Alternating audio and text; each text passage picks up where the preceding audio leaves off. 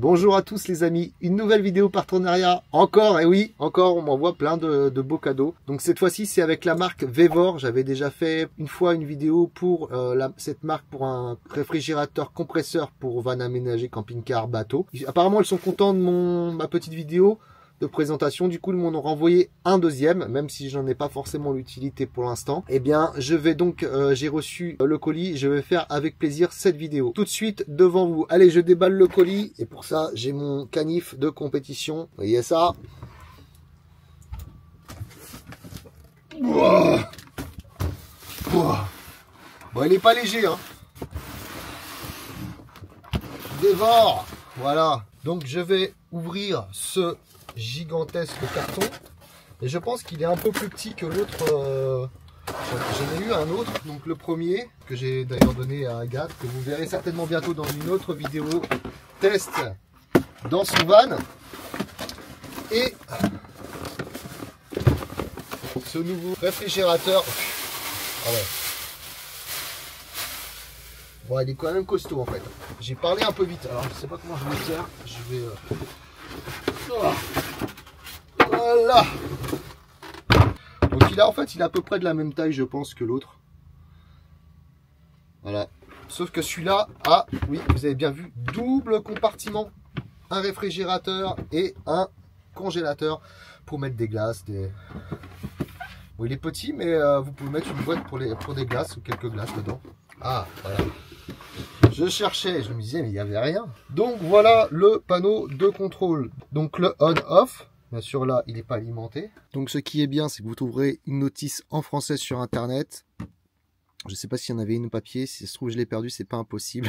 Donc, vous pouvez bien sûr le brancher sur une prise secteur ou sur la prise allume-cigare ou encore sur une prise 12-24 volts en direct courant direct. Un autre avantage, vous pouvez inverser le sens des portes d'ouverture de porte. Ça, c'est pratique parce que dans les camions, par rapport au panneau de commande, parfois, ça peut demander justement une inversion par rapport à l'aménagement, une inversion de porte, du sens d'ouverture des portes. Alors l'application, je pense qu'on peut la télécharger. Il y a le QR code, donc pour iOS, moi je suis sur iOS. Chargement, Carfridge Freezer, hop, je l'avais désinstallé pour l'autre frigo. Ouvrir, et voilà. Bon, eh bien on va le tester tout de suite. Eh bien moi je vais utiliser l'adaptateur 220 volts directement, vu que j'ai le 220 volts. Donc voilà, là il est branché. Je vais appuyer sur on, Bluetooth, tout ça. Alors je vais regarder tout de suite. Donc là 14,3, ça c'est le voltage de ma batterie. Ça c'est bien. Ça affiche le voltage de votre batterie si jamais vous n'avez pas d'aperçu. Ça c'est quand même cool. Donc là je vais faire une recherche de Bluetooth. Voilà. Ok. Celui-là. Prompt. Hop. Appairage. Ouais, ça va vite. Ça se fait vraiment rapidement. Donc là, on peut régler la température moins 20. Ah ouais, c'est moins 20. Donc c'est moins 20 maximum. Il y a l'indicateur de la batterie. Je sais pas ce qu'il y a dans les réglages. Max, Echo, on va le laisser sur Max. Donc en fait, la prise USB, c'est juste une prise USB. Si vous le branchez, donc ce frigo sur une, admettons, une batterie secondaire, bah, vous pourrez brancher votre téléphone dessus, tout simplement. Hein. C'est pas plus compliqué que ça. Ça fait toujours une prise USB en plus. Bon, voilà. Donc là, on a l'application. Donc là, pour l'application, je vais regarder tout de suite avec vous. Donc gauche, 19 degrés. Ah, d'accord. Gauche, droit, 23 degrés. Donc gauche, je peux régler. D'accord. Ok. On va régler le gauche à moins 20 et le droit à moins 20. D'accord, c'est vraiment bien. Donc c'est ça, je savais pas trop si c'était réglable la température des deux compartiments. Et oui, la température est réglable. Ok, donc la température actuelle 23 degrés. Eco mode, fermé à clé. Je pense que c'est juste pour pas que les réglages se changent. Donc là, degrés Fahrenheit, Celsius, on va laisser en Celsius, déconnecter le Bluetooth. Ça, je sais pas ce que c'est, ça. Ah, c'est pour la consommation. Bah, je vais mettre à fond comme ça. De toute manière, il fait beau. J'ai pleine puissance. Mes batteries sont chargées à fond. D'ailleurs, je vais regarder sur mon application. Ouais, je suis à 99%. Celle-là, je suis à 100%. Donc ça c'est parfait. Et avec l'application Victron Connect, je vais voir combien de courant actuellement ça envoie. Donc là j'envoie 3 ampères 10, mais c'est parce que tout est quasiment chargé. En fait c'est que le frigo qui prend donc 3 ampères. C'est vraiment pas énorme. Enfin j'ai un peu plus, j'ai aussi une caméra qui charge, donc c'est même un peu moins le frigo. Quand je retourne sur l'application, hop, je peux l'éteindre avec l'application, ça c'est bien. Non, je le rallume. Hop, il se rallume, je le vois vibrer.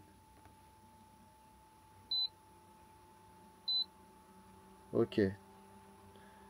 Donc là, celui de gauche, ça a déjà changé. Celui de droite, toujours pas. La température n'a pas encore bougé. Mais apparemment, ce que j'ai lu dans la notice, ça descend très vite. En 1h30, ça peut descendre à la température souhaitée.